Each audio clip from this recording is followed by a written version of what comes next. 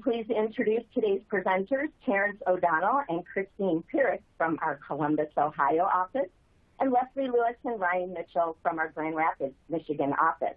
Our presenters have a lot to get to, so I'll turn it over to Leslee Lewis to get us started.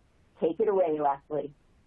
Thank you, Christine. We really appreciate it. This was actually Terrence and Chris's brainchild. I'm so happy to get to join with them and Ryan Mitchell to talk to you today about maximizing our solar opportunities. This is about us giving you the opportunity to engage with a fun area that has got a lot of growth ahead as a result of what's going on in the industry. It's about us looking together at skill sets of everybody in the firm and saying, how can we make this bigger and better? So we look forward to working with you on that. Terrence, you want to advance?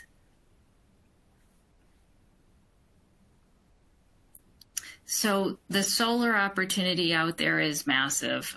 We need lots of different practice areas, given the investment tax credit, which Terrence can talk about some, and the existing contacts that we have in the industry.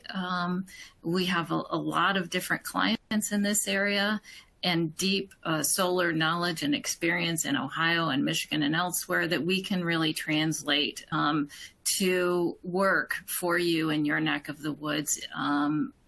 And we want to try to maximize the opportunities that way. Our work is largely in utility scale projects. So that's, $100 million to $1 billion sort of investments. It is large scale use. It's not your typical residential installation. We're talking about utility scale projects. So you might have a 100 megawatt project that is out there. And there's lots of things that we can do on that. We have represented a lot of different sides of the industry on this, from everything from development, financing, industry groups, solar farms, zoning, permitting, real estate work, drafting all kinds of contracts, tax, incentives, environmental, administrative, regulatory. There's just room for all kinds of different areas. Terrence, you might want to expand on that.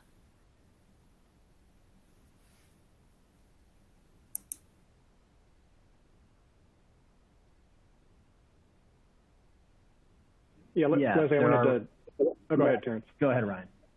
Oh, I was just going to say that we also just commonly get requests from our clients about other markets where we have offices. Can you be local counsel for permitting in Tennessee, Nevada, Arizona, and other states? So we do field those requests on a regular basis, and there's definitely a need there.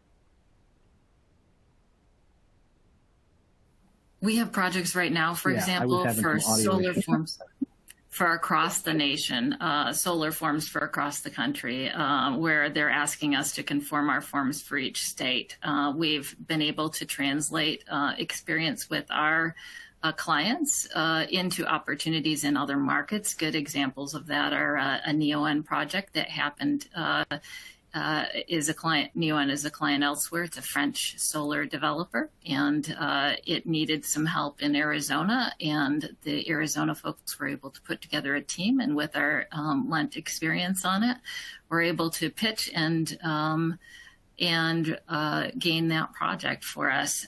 Similar things can happen in lots of different markets, including things like translating it across practice groups. We were able, with our experience and background, to give some of our finance and banking folks opportunities with MetaBank to draft forms and do financings through USDA with solar as well.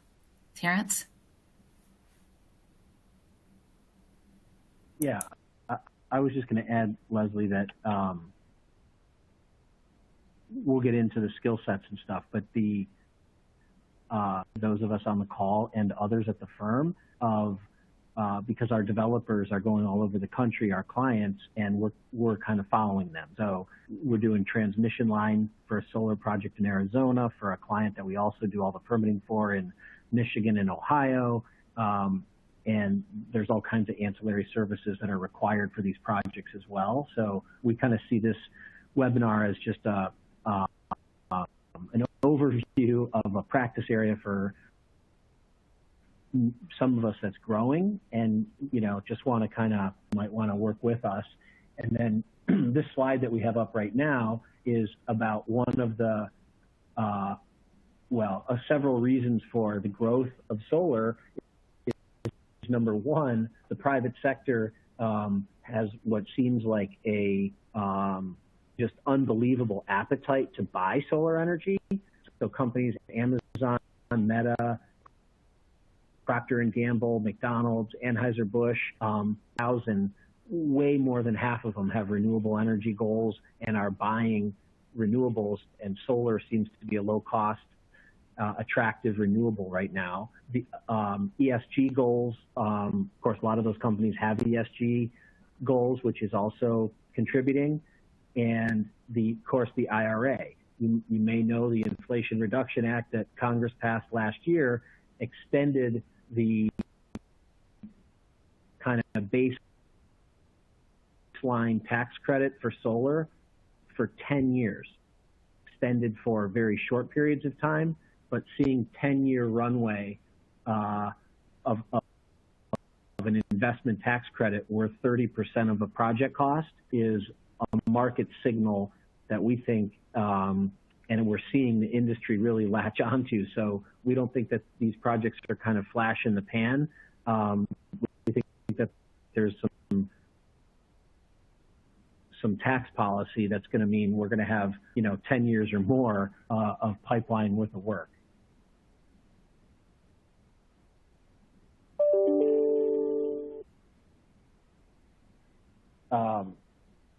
Leslie, you sort of talked about this already, which is that we have, and it's really dozens of clients that are building solar in the U.S. and Canada. We wanted to mention that we also represent a couple of the industry trade groups. One is called American Clean Power. One is called the Utility Scale Solar Energy Coalition. One is called the Mid-Atlantic Renewable Energy Coalition. And these trade groups of wind and solar companies are focused on policy, but it gives us a wonderful entree to talk to the individual members about their projects and the markets that they're working in.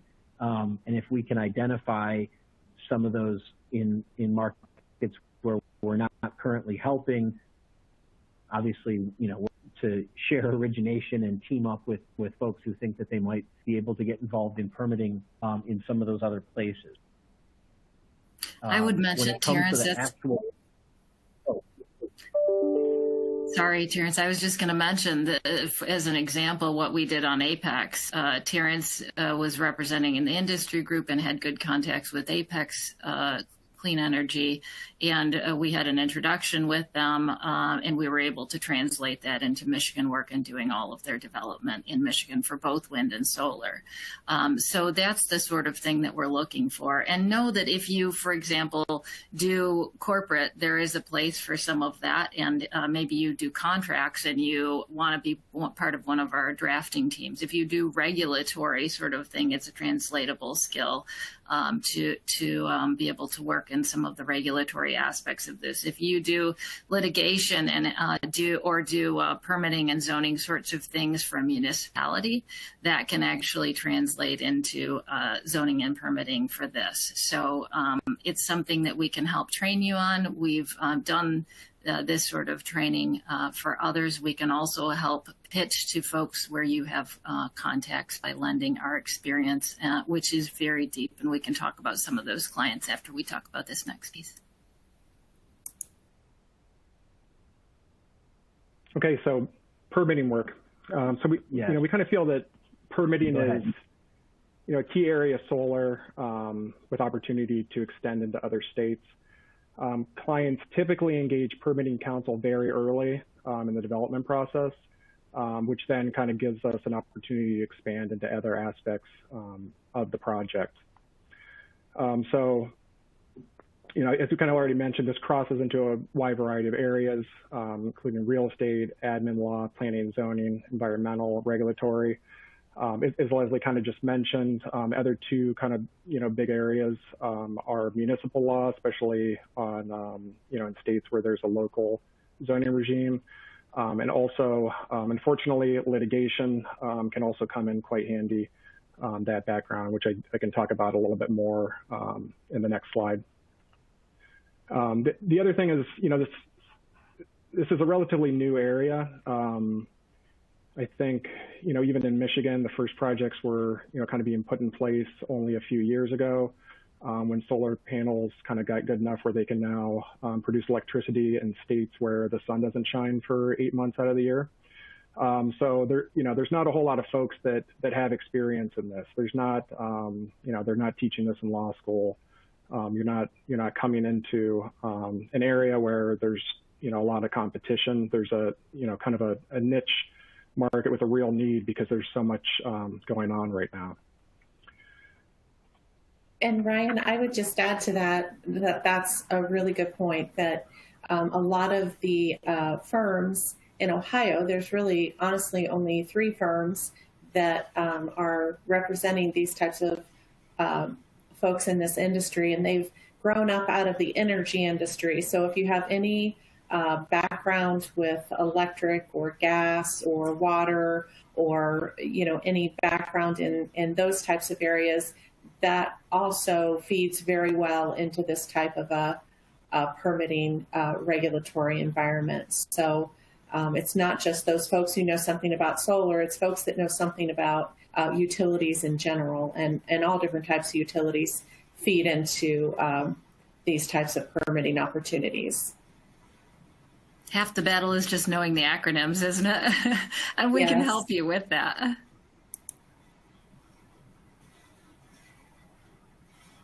All right, so, I kind of want to go into a little bit of what the actual, kind of permitting work actually entails. So I guess the first step, usually for permitting, is you need to get your land use or zoning approvals. And, there's kind of 2 different regimes as far as the way that states are set up. Either you're in a state where this permitting is at the state level, or you're in a state where it's at the local level. I can talk a little bit about the local level, and then I'll turn over to Chris, who's in Ohio, where it's state level and kind of more shifting toward a hybrid. So the local level, especially in Michigan, a state like Illinois is another example. You're either going to deal with the county or potentially even smaller, a township. Sometimes it can be a tiny township of 3,000 people. These planning consultants kind of go around and they shop zoning ordinances to these small townships that, really should just be under the county zoning. So you end up with some very tiny townships with zoning ordinances. So, of course, most of these zoning ordinances, even in the larger counties, being rural counties, they aren't contemplating a solar use given that it's so new. So unless there's an existing solar project in that county or township, you're pretty much going to have to go in and work with the township or county to get an amendment to the zoning ordinance.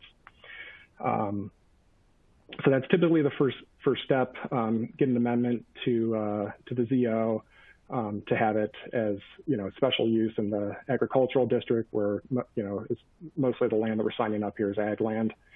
So this, especially in this area, which Leslie kind of mentioned already, somewhere where, potentially a background in municipal law would be very helpful. You're dealing with these kind of rural, unsophisticated counties and townships, and a lot of it is kind of, making sure that they are following the process correctly, so that, it doesn't get challenged down the road, that they didn't, amend this properly, they didn't give the required notices, there weren't the correct public hearing notices and that sort of thing. So that type of background could be beneficial. The second step after, you get that amendment in place is then to go in and get your special use permit and your site plan approval. These, involve sometimes numerous public hearings and unfortunately can be very, very contentious. There is a lot of opposition in many states to these projects that may or may not be, kind of backed by the oil and gas industry. So there's, something that you wouldn't think would be that big of a deal. Putting a bunch of solar panels out in the field has kind of turned into something that there's a lot of fighting about. So certainly having kind of that litigation background can definitely come in helpful here. Chris, do you want to talk a little bit about the state process? Sure. Yeah, Ohio has basically a hybrid process. If for solar facilities in particular, if you're a utility scale solar, which is anything over 50 megawatts, then you go through the state process, and the state process supersedes the zoning at the local level. So you do not necessarily need the township approval or the county approval. Now, I say that, except there's a very new statute that's been on the books for about, I say new, year and a half. It's new project-wise, that so these solar projects that need to go through the federal PJM interconnection study process. And if they make a certain level through that process, then they did not have to have county approval. However, for new projects that have not gone through this federal PJM process in Ohio to a certain level, they need to go through the county and get county sign off for the project to be in that county. So it's become a little bit more complicated on some new projects, but in Ohio, we have quite a few projects that have already gone through the federal project facility studies and, do not have to go through the county government level process.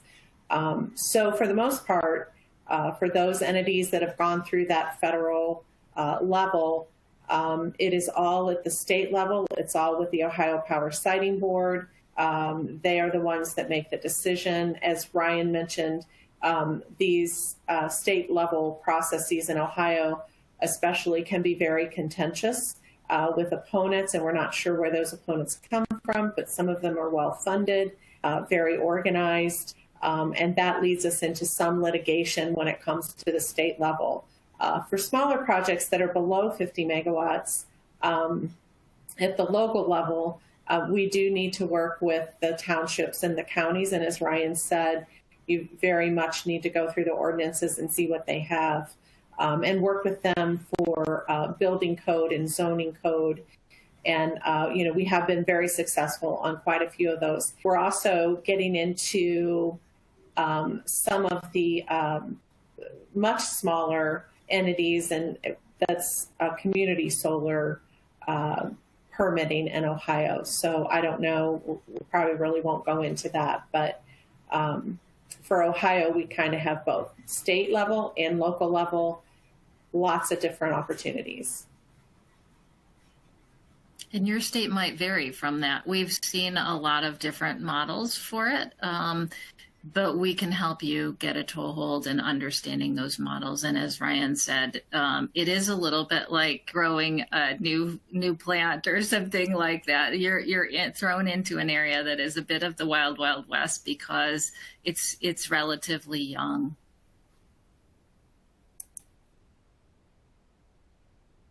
Yeah, and then aside from the land use and zoning, kind of some of the other stuff that comes up permitting wise, or just various ancillary agreements with the county or the township that they might have required, or the state, such as decommissioning agreement where they want you to post security to make sure that the solar panels get removed so that the land can be returned to agricultural use at the end of the project.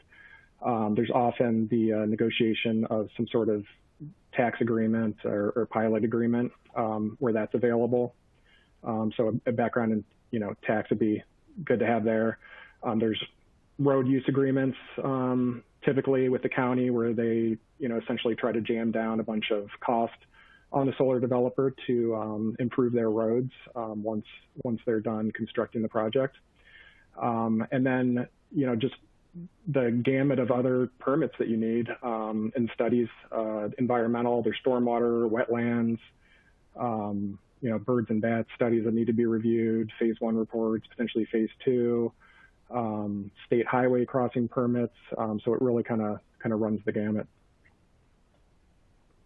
And if that sounds like a lot to know for you, know that we use a team of people. That's how we do that. Not one of us does all of that, although a number of us have to know just enough to be dangerous on each of those things. But you don't have to know all of them. You can be the tax person on it or the environmental person on it, and we work together as a team, which is a lot of fun.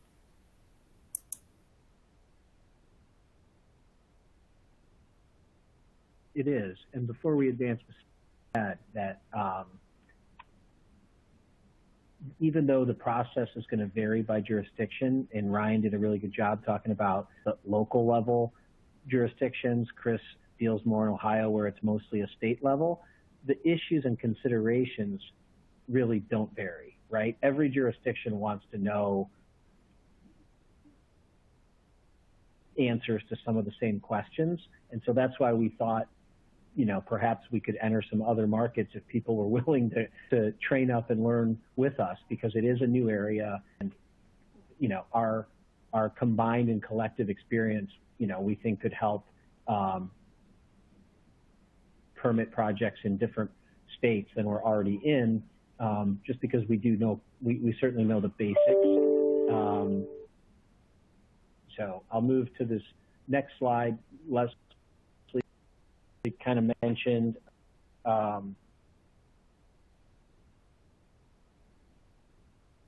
that it is fun, it's rewarding, it's sophisticated. We often don't see rate sensitivity like we do in some other areas. And we just list an example of some of the fees depending on how much opposition there is and how rigorous the permitting process is. Any one individual project can really be a large engagement. So I don't know, Leslee, if Yeah, I can add to that, Terrence. I mean, we're working with huge firms on these sorts of things. We're working with the top 100 law firms on different things. We're working with the Simpsons and Lathams and others of the world out there on this sort of thing.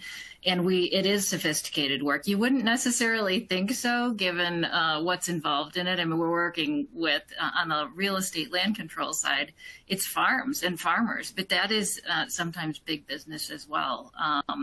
It's just a lot of fun because what rises up from it is something we can stand behind. The people who are involved in it as our clients are energetic and they believe in what they do. You get to work together with a team of people that tends to be very, very good to you and loyal. They tend to refer their friends, which I really enjoy. And it just, at the end of the day, assuming you believe in solar, and there are lots of different reasons to believe in it, there is something there because of what you did, which I think is really rewarding. Well, and I would add too, Leslee, that, when we first started the practice in Columbus, Ohio, it was, a pretty small permitting process. But now we've grown, as Terrence said, we have about 25 projects that we're working right now that are in the pipeline, and more are coming in every day. These are developers that are forward thinkers. They're always coming up with something new, something. I have to say, on a daily basis, I find something that's really outside of permitting, but like in a new area that our firm deals with. So we're always looking for new specialties and new people who want to get involved in this, because these folks are moving and they're moving towards the future. And it's a pretty exciting area to work in right now. And the questions are sometimes like law school exam questions, honestly. There are things that you're like, how could this possibly come up? I've had to get, I think, just about every practice area we have in the firm involved in some of this stuff, down to estates and all kinds of different things, because you find the darndest things can occur in each of these projects. So it's a lot of fun. And the project finance is very sophisticated. The opinion work that's involved in it is very sophisticated. There's just fun contract stuff to do up front when in being involved from start to finish in these is a lot of fun. But I think the thing that Terrence, on the next slide, you wanted to make sure we talk about is how we represent a lot of the big players in the industry. We represent the largest North American developer that is a utility developer of wind and solar projects, and we represent the largest independent developer of solar projects. We represent one of the top 5 largest energy companies in the world. We represent deeply a number of equity companies that work with multiple developers on solar. We have a huge stable of clients, and they like us, which is a great position to be in. So oftentimes they'll say, I got a project in XYZ state. Do you have anybody there? Or I have this portfolio that's coming up, and it's got, they tend to, for financing, they tend to group a number of projects together. So it's got Utah, Arizona, Texas, Nevada, and Michigan, or something like that in it. So we try to pitch as many states as we think we have people who could do this work in. So that's why we want to get in touch with you. So just to name drop a couple different names in here, D.E. Shaw, which is a huge fund with D.E. Shaw Renewable Investments, Inc. out of New York. That is a fund that employed a number of folks from, including founders of, I think it's Amazon and Google. So they hire the smartest people they can find to do this work, and they're pretty amazing. NextEra, Ranger, Invenergy, Apex, EDP, Renewables, Total Energies, Key Capture Energy, and it doesn't end. The nice thing about solar is it doesn't end with that. A lot of these companies do roll, like Chris said, to the next technology. So they're working on things like battery storage, which is absolutely brand spanking new.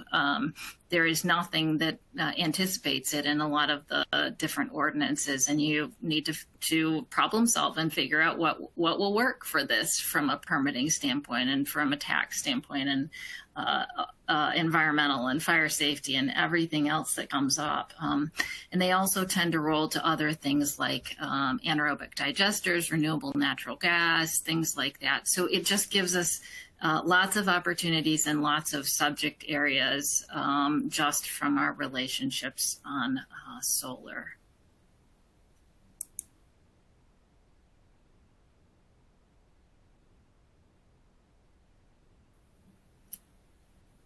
We'd love to use your connections to reach out and make sure that we involve as many states as possible. So what's next, Terrence?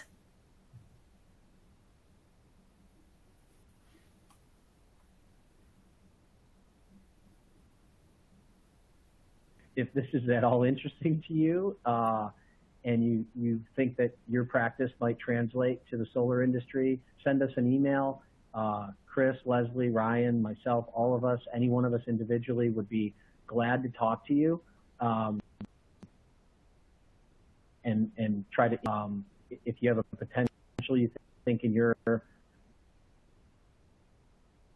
office to lead permitting efforts, we want to support you and have those conversations, because it is a growing area, and it's one where we seem to have a little bit of a competitive advantage. So, Leslie, Ryan, Chris, any other closing thoughts? But I think this is sort of our last slide.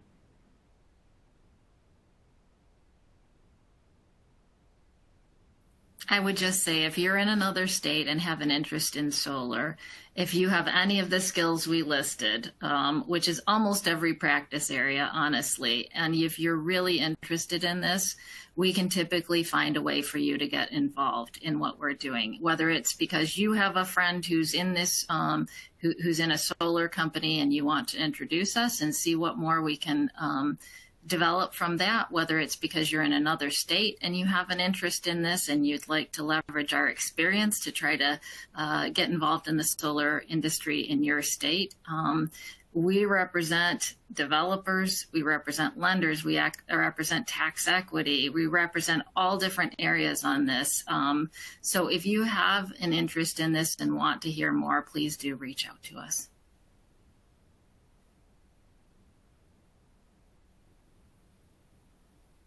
Leslee, thanks so much. What a great presentation. We do have one question out in the Q&A. Are you looking also for references to folks who are not in the firm, like someone's friend in Oregon?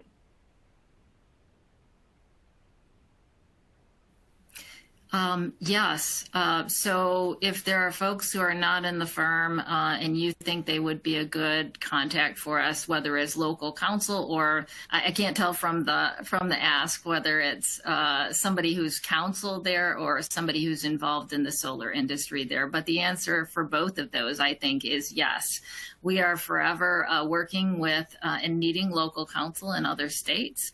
I tend to work through ACRL and who knows at the firm to try to find people who can assist in that. But whether it's somebody like that or whether you have somebody who's in solar development or solar finance, please do feel free to get us involved in that. We do work together with others in lots of ways, and actually we get referred into deals in a lot of different ways, both from our clients and from other local counsel. I've got relationships, and I know Ryan and Chris and Terrence do as well, with firms in other states who consistently refer stuff to us because they don't have Michigan offices, and we do the same for them. So if it's even a referral network, that can be a handy resource as well.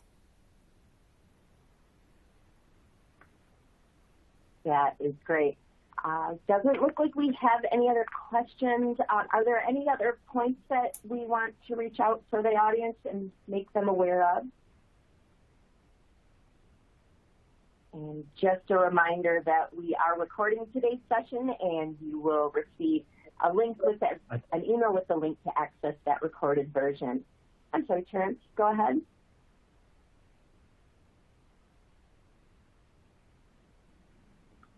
No, I was just saying I think we got it covered. I don't think we have anything else. So thanks everyone for their participation, including my co-presenters and Christine, you of course. Thanks everybody, and we'll see you again next time. Have a great day.